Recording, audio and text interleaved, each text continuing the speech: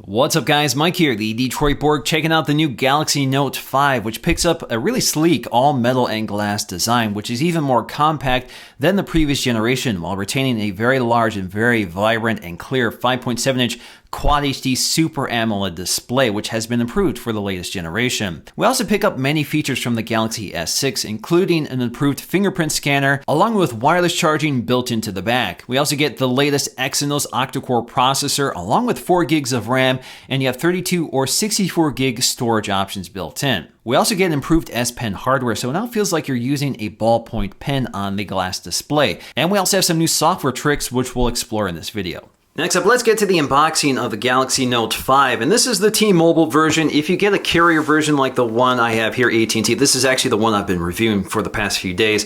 It doesn't come with the original packaging. It does come with most of the original accessories, but they've been tweaked here. It doesn't have one of the carrying cases for the headphones, and I'll show you that when I get to this box. So on the back, of course, we have our specs, and let's go ahead and pull off this sleeve. And we do have some tabs that cut along the side. So lifting the lid, inside we'll find our white Galaxy Note 5. Of course, it's available in a variety of other colors. We have some labels here we do not want to throw out apparently. And then let's go ahead and pull this out. As you can see, it's wrapped in plastic. Very neat and tidy here, no labels. Let's go ahead and push this out. Should slide right out. There we go. Now the first thing that jumps out right away is just how sleek this feels. We have that nice glass design, no plastic, smooth edges along the side. Doesn't feel as boxy as the original Note 4. Very nice looking phone, but let's set that aside for just a moment so we can clear the contents here. Inside we'll find something we haven't seen before on a Note, which is a SIM ejection tool. So instead of removing the back panel, you eject the SIM along the side of the phone. Lifting the tray, we'll find all of our accessories neatly packaged here, including a set of headphones inside a carrying case. These are Samsung's new in-ear style headphones. They're kind of similar to EarPods. They do come with replacement ear tips to change the size if you want, and they do include an inline remote control and microphone. We also get our micro USB 2.0 charging cable, which accompanies the fast charger. This is technology we've seen for a while now, but this quickly charges the 3000 milliamp hour battery inside your phone. Below that, we'll find our replacement S Pen nibs. So those nibs do wear out over time, so they do give you spares and a removal and installation tool. Taking a close look at the sleek design of the new Galaxy Note 5, it is all glass and metal. It's covered in Corning Gorilla Glass 4, and it feels really premium in the hand. It's very similar to the Galaxy S6, just blown up to scale. Now, the thing that really strikes me here is the very thin bezel surrounding the display. That makes the phone a little more compact, combined with the curved edge on the back of the phone, so it feels really nice and compact in the hand despite the size of the display. So getting to this display, it has the same specs of last year. 5.7 inches, Quad HD, 1440 by 2560, good for 518 pixels per inch. And it's Super AMOLED, so you get these very bright, vivid colors and deep blacks, and it's a stunning display to look at, and it looks even better with even clearer whites and more vibrant colors. They've done a really good job here. So along the top, you'll find a familiar layout. We have an LED notification light next to an ambient light sensor and proximity sensor, and of course you have your earpiece. We also have that 5 megapixel camera with an f1.9 aperture. It's a fantastic camera. It's the same one in the Galaxy S6 and records video up to QHD resolution. Down below we'll find a home button which integrates the new fingerprint scanner, also from the Galaxy S6. So instead of swiping on the key, you just press your finger to it. We also have our backlit navigation keys, which includes recent apps, back, and they have dual functionality, which I'll explore in this video. Along the back, you have this curved Corning Gorilla Glass 4 back panel, which houses NFC and the new faster wireless charging. Now, like the Galaxy S6, this also supports wireless Qi and power mat, but the Note 4 features next generation faster wireless charging with a compatible charger, which unfortunately I don't have here yet. Toward the top, once again, very similar camera system to the Galaxy S6, 16 megapixels, f1.9 aperture. We also have optical image stabilization, 4K video recording, and right next to it, we have a color spectrum sensor for better balancing the white balance of your shot. We also have an LED flash and a heart rate sensor. Along the side, you can see we have this nice rounded metal frame. Now, we don't have that nice polished chamfered edge like we used to have from the previous Note 4, but again, a very sleek design. Toward the top, we have our antenna insulators breaking up the frame. We also have our microphone and a nano SIM tray, which you can eject with a SIM ejection tool. Along the right side, we'll find our sleep-wake power button, which is along this narrow edge, but it's not sharp like on the Note Edge or the Galaxy S6 Edge. Same on the left side. We also have these high-mounted volume keys. Along the bottom, we can see there is no USB Type-C connector. This is a micro USB 2.0 port, which does support fast charging, of course. We also have our headphone jack and our speaker grill. And right next to it, you can see your microphone, and of course, you have your new stylus or S Pen. So the S Pen now has a clicking mechanism at the top, which is used to eject it. This is also used to reinsert it, so when you put it back into its silo, you just press the button to secure it. But otherwise, that clicking mechanism does not retract the pen nib, which I thought it did. The S Pen design is very familiar, has a nicer look to it, it's a little smoother, and the color matches the frame of the phone you have. And you can see we have our button along the side for selecting items in the interface, and we'll explore that in this video. Now, taking a quick look at the design differences between the Note 4 and the Note 5, the new Note 5 is noticeably thinner and more compact than the previous generation, with very thin bezels on either side of the phone and shorter bezels on the top and bottom. That combines with a rounded design of the back panel to make the phone feel much more compact and less bulky than the original Note 4. Toward the top, things have been moved around a bit, so we have a new and improved front-facing camera, the ambient light sensor and proximity sensor have been moved around, and we have an LED notification light. Toward the bottom, we have our new home button, which integrates the new fingerprint sensor instead of the swipe gesture from the original Note 4. Of course, on the back, things have changed quite a bit here. We go from a plastic removable back panel to an all-glass back panel, which incorporates wireless charging. The speaker has also been relocated from the back to the side of the phone, and the camera hardware has improved here with a new 16-megapixel sensor and an f1.9 aperture. We still have an LED flash, but we now have a color spectrum sensor along with a heart rate monitor. Along the right side, you'll find a smaller sleep-wake power button in roughly the same location. Along the left side, we have our volume controls in the same location, but they're now individual buttons instead of a volume rocker. Toward the bottom, we have a more integrated S Pen design, which is ejected instead of pulling it out with your fingernail. You can also see we have our speaker toward the bottom instead of on the back, and the headphone jack has been relocated from the top to the bottom. We still have a micro USB 2.0 port, and we have some microphones. Toward the top, you can see the headphone jack has been replaced by the Nano SIM tray, which used to be behind the back cover on the Note 4. And the big omission here is the IR LED blaster. So that is now gone with the Note 5. Next up, I want to take a detailed look at the software experience and all the features that come with it. And of course, Samsung does quite a bit here. So this is powered by Android 5.1.1, skinned with the latest version of TouchWiz, which has been updated with the Note 5. So we can quickly launch into our phone dialer or the camera app right from the lock screen, swipe down to see our notifications. We can also swipe down from the top to see our quick setting toggles. Now we also have our new fingerprint scanner, so all I have to do is tap the home button to unlock it. There's no swiping here. Now the lock screen has another trick here, so I'm going to eject the new S Pen. So you have that little clicking mechanism. You can see that little animation that pops up when you eject the S Pen, and now I can make this off screen or screen off note. So I can say hello. So I can do all of this without unlocking the device. All I have to do is eject the S Pen. So it's nice and handy. You can actually hear the sound of pen on paper when you're writing. So I can delete this if I want. I can erase it. If I want to erase that, I can. Or I can save it. And it will save it, as you can see here from my notification panel. I can tap on that, unlock the device. Takes me right to it. And as you can see, it unlocks really quickly with that fingerprint scanner. You can also double tap the home button to launch quickly into the camera app. So again, very fast, just like the Galaxy S6. You can also see I have this little memo icon up here because that's minimized. So I can jump right back to it if I want, or I can close it by deleting it.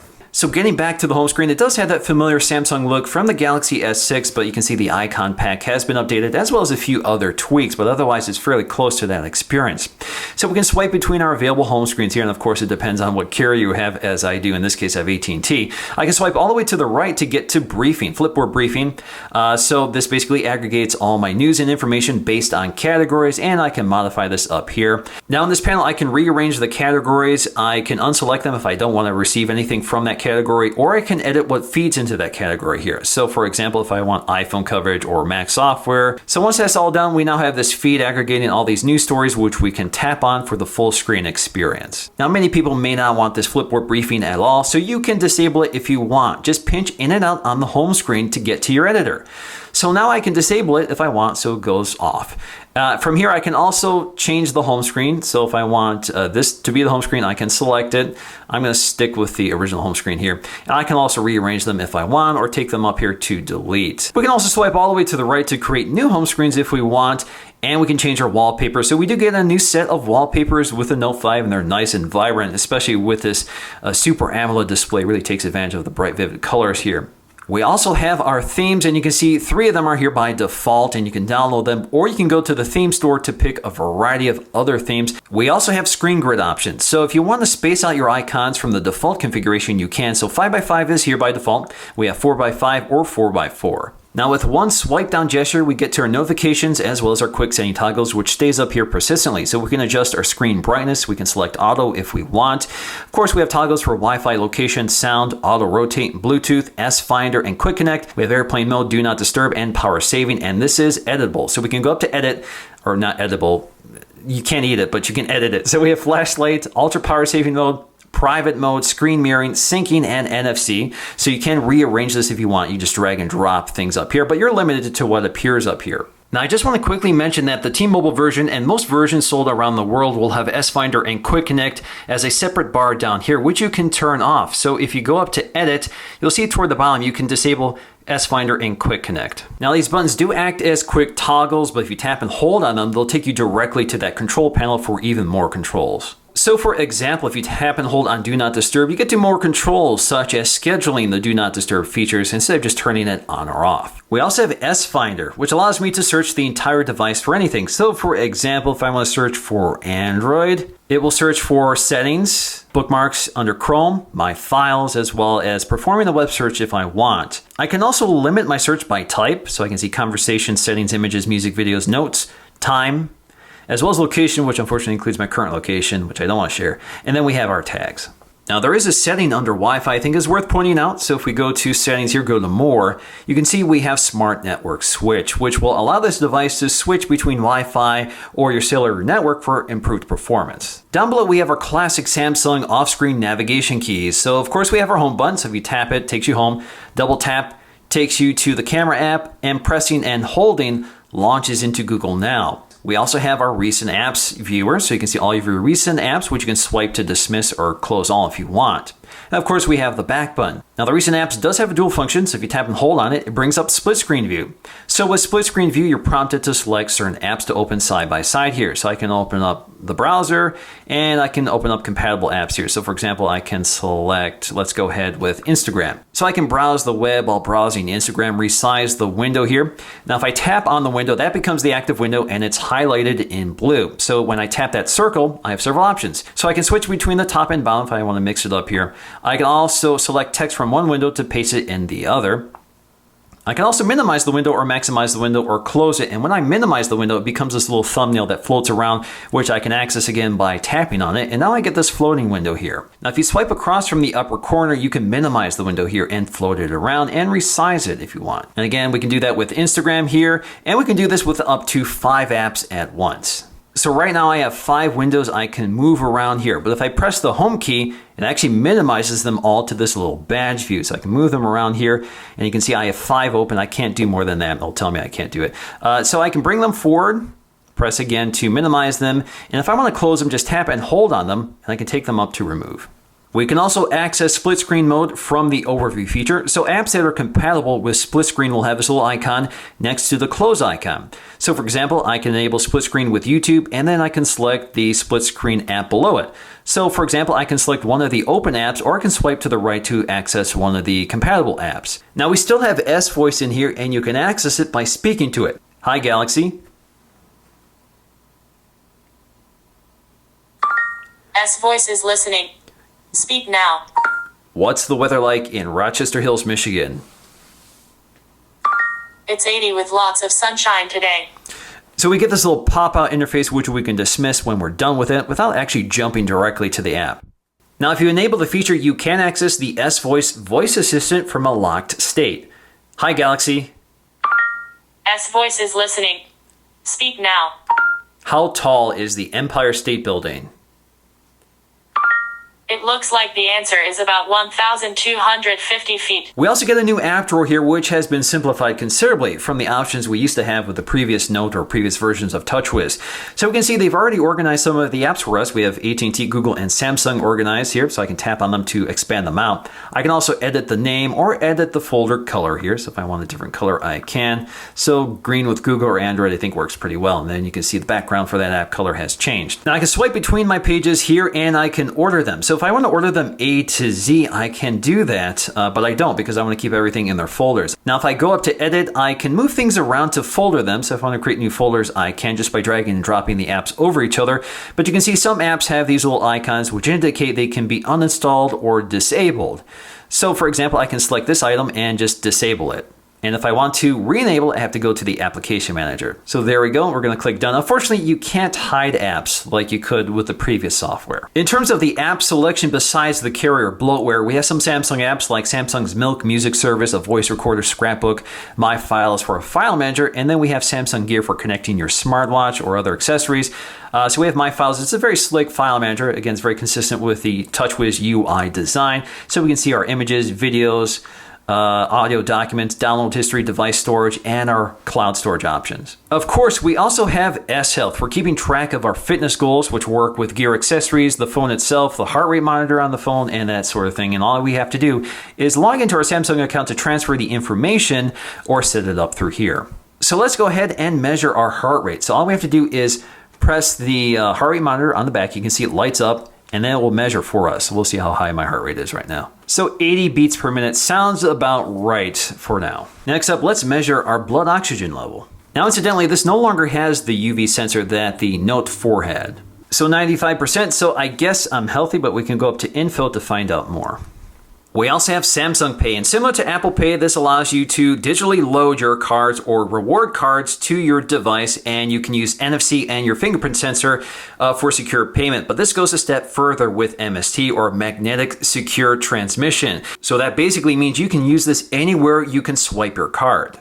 Next up, let's take a look at the new S Pen and the updated interface. So we have a new Air Command utility, which includes Action Memo, Smart Select, Screen Write, and a few apps. So we have S Note, Photos, and Chrome. Now you can modify these under settings, but I want to show you what happens when you move away from Air Command. So you can see you can use the device with the S Pen just fine, and the Air Command utility is here floating in the background when you need it. All I have to do is tap on it, and it's right there. Now, as always, the S Pen is pressure sensitive, and the screen can actually detect the presence of the S Pen from a distance, so you can actually get this little hovering cursor over whatever you're doing. So getting back to Air Command and some of the features, let's check out Action Memo. So this brings up the S Memo app. So let's go ahead and write down a number. All right, so let's say this is a phone number and I want to add it to a contact or make a phone call. I can go up to More, I can go to Link to Action, and now you can see it automatically detects where this is and has transcribed it, hopefully accurately. So you can go to phone and just dial that number, and as you can see, it did it accurately. And then we can go back to the memo here and change that action. So if we want to go to contact, we can create a new contact. We have other actions here like messages, email, internet, map, or tasks. So again, depending on what you're writing here, you can quickly link to those actions. We also have Smart Select. So with Smart Select, we get different selecting tools, rectangle, lasso, oval, and auto shape, which is grayed out in this case because I guess it can't be used in this situation. But I can go ahead and select a bit of text if I want. So I can go ahead and select this. And as you can see, it selects it without actually including this little hovering Air Command utility. So that's nice. So we can save it to the gallery, write on it, so we can annotate it if we want, save it to scrapbook and that sort of thing. We also have Screen Write, which allows you to take a screen grab and you can annotate on it. But there's a feature hidden in here which is called scroll capture. So if you want to continue capturing the entire website here, in this case 9 to 5 Google, let's go ahead and select it. This will continue scrolling through the interface and add to that capture. So we can capture more, capture more, capture more until we filled up as much as we want here. As you can see, it's building along the right side here. And now we have a full screen grab of the entire website. We can also jump right to S Note, so we can see all of our action memos up here, which we can expand out. We can also create a new message here. And this is pressure sensitive, so the harder you press on the screen, the thicker the line gets or the lighter the line gets. Now these are app shortcuts which we can modify. So if we jump to settings, we can modify the shortcuts that appear here. So right now I have S Note, which was there by default, Photos or Chrome, but I can change all of this just by removing them. So if I want to change this up to, let's grab something else here. Let's go with Gallery, I can select it. We can also disable the floating icon. So that Air Command icon no longer stays there persistently when you minimize it. So for example, if I take out the S Pen and if I move away from it, it disappears. But I can bring it back forward just by tapping the S Pen key along the side here to re-invoke it. We also get a new handwriting keyboard we can access from settings here. The only problem I'm running into, as you can see right there, is that when I'm gripping the pen, I'm unintentionally activating error command. So let's try this again. Hello.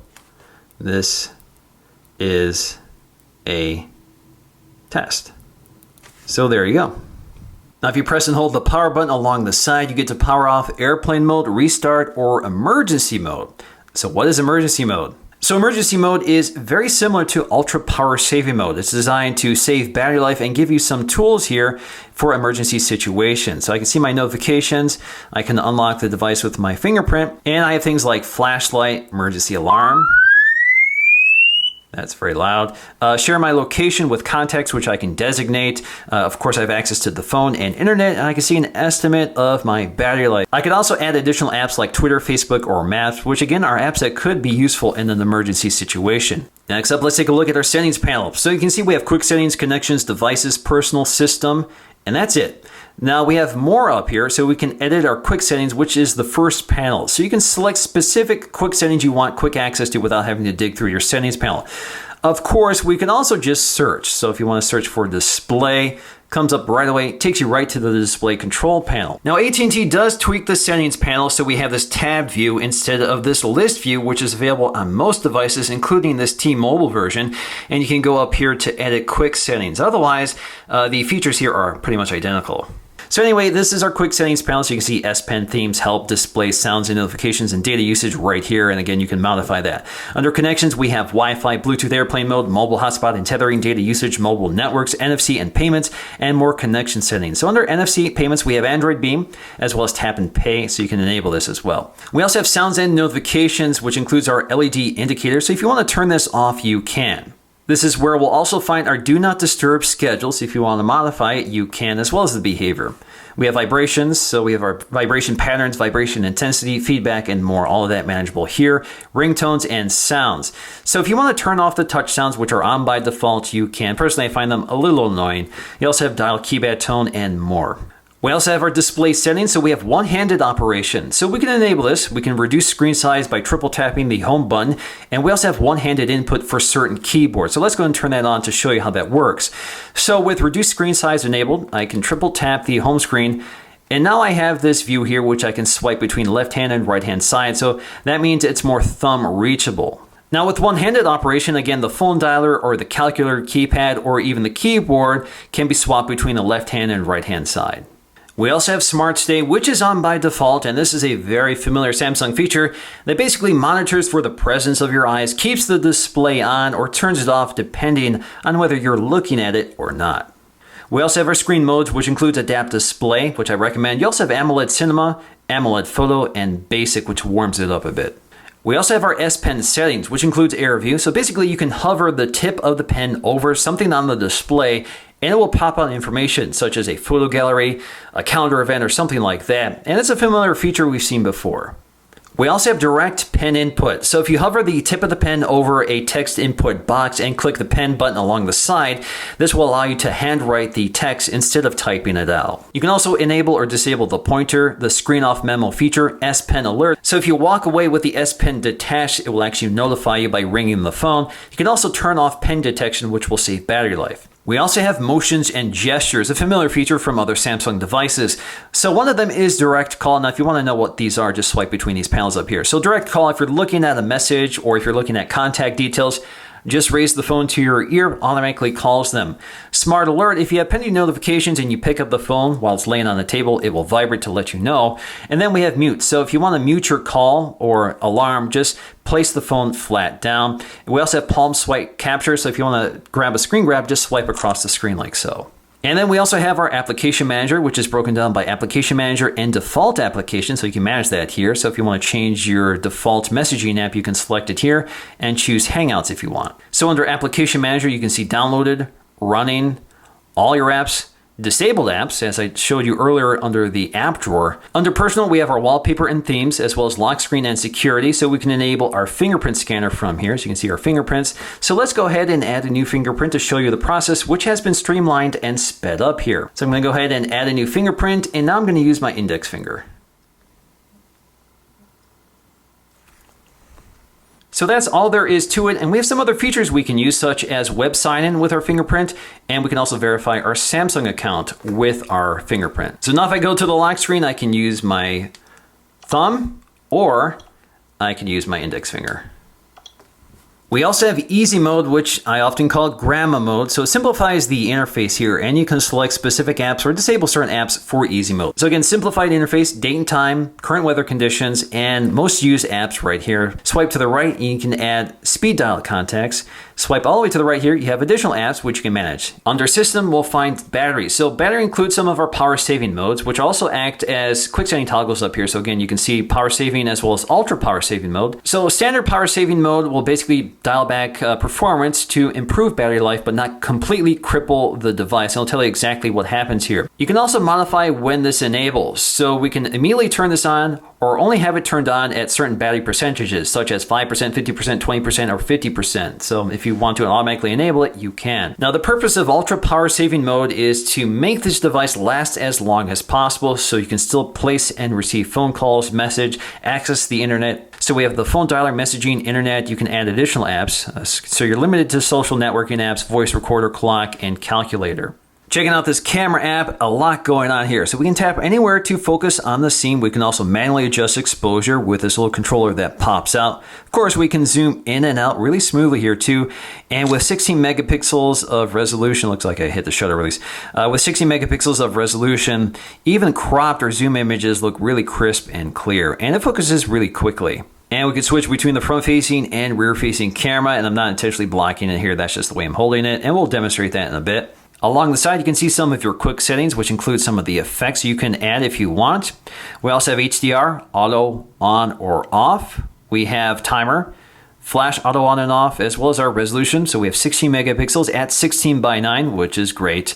And then we have our settings panel. So we have our video resolution. So we have UHD, QHD, Full HD at 60 frames per second, Full HD at 30 frames per second, HD or VGA. We also have tracking AF, and we have video stabilization, but it's only available under Full HD or below, not Full HD at 60 frames per second or anything like that. So if you want the best stabilization, go with 1080p at 30 frames per second. 4K is still optically stabilized though, which looks pretty good. We have other things like quick launch. So if you want to turn this on and off, we also have voice command, and I'll demonstrate that. Volume key functions, which can operate as your shutter release or zoom button. And you can also reset your settings to default. So let's say, cheese, shoot, record video. So there we go, we're recording in 4K. We can pause it or resume it. What you can't do in 4K is take photographs simultaneously. Taking a look at our camera modes, there's a lot going on here. We have auto mode, pro mode, which is interesting. This allows you to manually control basically every function of the camera, from the focusing to the white balance to the exposure, to the shutter speed, as well as the exposure compensation levels. And we also have our filters up here. We also have selective focus, so when you take a photograph, it focuses both the foreground and background subject independently, and you can modify this later when you edit the photo. We also have other features like panorama, video collage, slow motion or fast motion, as well as virtual shot, and you can download additional modes. So there's quite a few of them to pick from now, such as beauty face. A lot of these have been pulled out. They used to be included. Dual camera mode, so if you want to shoot both the front-facing camera and rear-facing camera, you can use that mode. Shot and more for recording voice with your clip, sport shot, surround shot, and quite a few others. Now, the most talked about new mode with this camera app is live broadcast. So this will log into your Google account and you can broadcast live to your YouTube account. Now, as I'm broadcasting here, I can go ahead and click share to share it to Twitter or other services here. So I'm just going to tweet this out so I can resume my broadcast after I share it. And now people have gotten a message that I'm live broadcasting and can watch me live. And I can flip between the front-facing and rear-facing camera. So hey guys, how's it going? Just testing out the live broadcasting feature. Now, unfortunately, what I can't see is the live chat that's available. Now, if you go to the web view of this live feed, you can actually interact with this. You can also see the likes or dislikes in the lower corner here. But anyways, I'm able to get up to 1080p resolution on a good Wi-Fi connection. So generally speaking, it works pretty well, but of course over cellular, your performance will degrade. The front-facing camera also has some familiar Samsung tricks. So if we hold up our hand here, it reads it and it starts a countdown to take a selfie. We also have something called wide selfie. So we can snap a photograph and pivot the phone left and right to take a panorama. So if you have more people around you, you can get them all in. We can also hold our finger on the heart rate monitor, and when we're ready to take our selfie, we can lift it and it snaps it. I don't find this particularly useful, as you can see here. Let's try this again. There you go. So it's no secret that Samsung makes outstanding camera systems. The Galaxy S6 is one of the highest rated in terms of camera quality, and that's basically the same sensor we have in this camera, and delivers excellent results as expected. Images come out clear, crisp, with good color reproduction and exposure. Nice depth of field, and it's able to find focus quickly and accurately in most lighting conditions. In terms of low light performance, this camera really benefits from the large f1.9 aperture and optical image stabilization, which combines to create very smooth images with good exposure, good sharpness, and color reproduction without over-processing. In terms of video, once again, we can record in 4K, and we have optical image stabilization to make handheld video look smooth. And as expected, everything looks fantastic with bright, vivid colors, good exposure and clarity, and the camera is able to find exposure and focus smoothly and accurately without hunting around. What's going on, guys? This is Mike, the Detroit Borg, testing out the 5 megapixel front-facing camera, recording at QHD resolution, so not quite 4K, but close. This is definitely the best looking front-facing camera I've ever used. It's very similar to the one on the Galaxy S6, if not identical. It's an f1.9 aperture, lets a lot of light in, nice wide-angle lens so you can see everything. Good color reproduction, really sharp, and great audio as well. In terms of our Geekbench scores, compared to the Note 4, we're seeing fairly modest gains here. We had the Exynos octa-core from last year clocked at 1.3. This time it's clocked at 1.5, and we have 4 gigs of RAM instead of 3 gigs of RAM. So definitely a decent performance gain here. But what's interesting to me is that, at least in my testing, the Galaxy S6 performed a bit better, at least in the multi-core score. So I'm not sure why that is. That could just be a variable with testing. Compared to the iPhone 6 Plus and its notoriously high single-core score, it still doesn't match it. We also see big gains over the LG G4, especially in the multi-core score, and more closely matched is the OnePlus 2, although it's still ahead of that. In terms of day-to-day performance, I can't say there isn't some elements of lag here and there. You may have spotted it during my walkthrough of the software, but generally speaking, it's been very smooth and quick, and it's definitely been a trait of Samsung within the past year or two. They've been able to really speed up performance thanks to the latest version of Android and a streamed down, simplified version of TouchWiz. So I'm really impressed overall by how quick everything operates on here, from launching the camera to the fingerprint sensor to the software load times and navigating the user interface. We also have really impressive gaming performance here with that octa-core processor combined with the Mali T760 MP8 GPU. That's a mouthful. So in terms of gaming performance, again, we're at the top of the spectrum for Android devices. In terms of battery performance, the Note 5 has a smaller battery than the Note 4 by 220 milliamp hours. But in my Geekbench testing with the screen at maximum brightness, the Note 5, even though it has a brighter display, outperformed the Note 4 by an hour. That's really impressive. In terms of heavy day-to-day use, like I did during my review period in which I'm recording 4K video, which is really draining on the battery, I'm able to get at least 10 hours on a charge with almost 3.5 hours to 4 hours of on-screen time at maximum brightness. That's pretty average for me in terms of performance when I'm testing a device, but of course, you can improve this by dimming the display and doing less things like 4K video recording. In terms of sound quality, it's not so good with the Note 5. Although we have a side-facing speaker instead of the rear-facing speaker, it sounds much more hollow and tinny than the rear-facing loudspeaker. The other problem here is that audio is over-processed, so it sounds almost robotic. It's a little strange. I've also noticed this on the Galaxy S6. So let's take a listen to them to see how they sound side by side. What's up, guys? Mike here, the Detroit Borg, checking out the new OnePlus 2, one of the most anticipated new phones of the year, and it's a sequel to one of my favorite phones of last year. So the premise here is still the same. This is called the flagship killer. In this case, it's the 2016 flagship killer. Ultimately, the Galaxy Note 5 is kind of a blown-up version of the Galaxy S6 with a really sleek design that adds wireless charging, a sealed-in battery, no expandable storage, but we get a stunning display, fantastic camera system, and even better battery life than the previous generation. We also get much better performing software that I think looks a lot better as well, and we get a new and improved S Pen, which adds some functionality. And if you just want a phone with a large display like I do, you can't do any better than the Note 5. In fact, DisplayMate declares this the best display they've ever tested on a mobile device. Alrighty, guys, hope you enjoyed this extensive look at the Galaxy Note 5. It was a lot of work, but of course it's always worth it. If you guys like it, please give it a like to let me know, and please stay tuned for my next video, which will feature the Galaxy S6 Edge Plus. Alright, guys, thanks for watching, and I'll see you again in the next one.